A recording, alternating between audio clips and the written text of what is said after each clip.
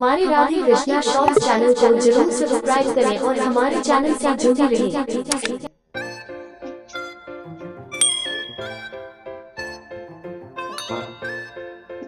जितिया व्रत कथा। अपने बच्चों की सलामती के लिए हर साल माताएं जितिया का व्रत रखती हैं। मान्यता है कि ये व्रत रखने से संतान की आयु में वृद्धि होती है और उनके जीवन में आ रही विभिन्न समस्याएं भी कम होने लगती हैं। हालांकि ये व्रत काफी कठिन होता है, क्योंकि व्रत के तहत 24 घंटे अन्न और पानी ग्रहण नहीं करना होता है। वैदिक पंचांग के अनुसार हर साल आश्विन मास की कृष्ण पक्ष की अष्टमी के दिन जितिया का व्रत रखा जाता है, जो इस बार 25 सितंबर 2024 को है। इस दिन पूजा का शुभ मुहूर्त सुबह 10:41 से लेकर दोपहर 12:12 तक है। जितिया व्रत के नहाय खाए की पूजा 24 सितंबर 2024 और व्रत का पारण 26 सितंबर 2024 को किया जाएगा। देश के कई शहरों में जितिया व्रत को ज्योतिया व्रत और जीवित पुत्रिका व्रत के नाम से भी जाना जाता है। मान्यता है कि इस व्रत को विधिपूर्वक पूरी श्रद्धा से करने और व्रत की कथा को सुनने व पढ़ने से बच्चों का जीवन खुशियों से भरा रहता है। आइए अब जानते हैं जितिया व्रत की असली व सही कथा के बारे में। जितिया व्रत की संपूर्ण कथा। जितिया व्रत में चिल्हो नाम की चील और सियारों की कथा सुनने व पढ़ने का विधान है।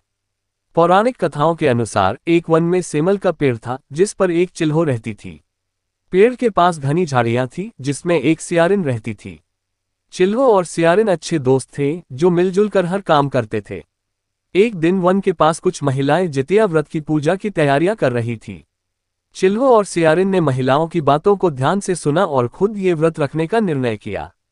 किसने तोड़ा व्रत का संकल्प? शाम तक सियारिन और चिल्हो दोनों ने निर्जला व्रत रखा, लेकिन रात होते ही सियारिन को भूख लगने लगी। जब सियारिन से भूख बर्दाश्त नहीं हुई तो उसने मांस और हड्डी खा ली। जब ये बात चिल्हो को पता चली तो उसने सियारिन को खूब डांटा और कहा, जब तुमसे व्रत नहीं रखा जाता है तो संकल्प क्यों लिया? हालांकि चिल्हो ने अपना व्रत पूरा किया।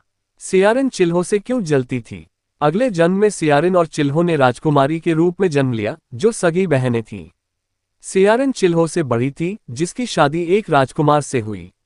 चिल्हो छोटी थी, जिसकी शादी उसी राज्य के मंत्री के पुत्र से हुई। शादी के बाद सियारिन के कई बार बच्चे हुए, लेकिन सभी मर जाते थे, जबकि चिल्हो के बच्चे स्वस्थ और सुंदर थे। इस बात को लेकर सियारिन चिल्हो से जलने लगी। उसने कई बार चिल्हो के बच्चों को मारने की कोशिश की, लेकिन हर बार वो नाकाम रही।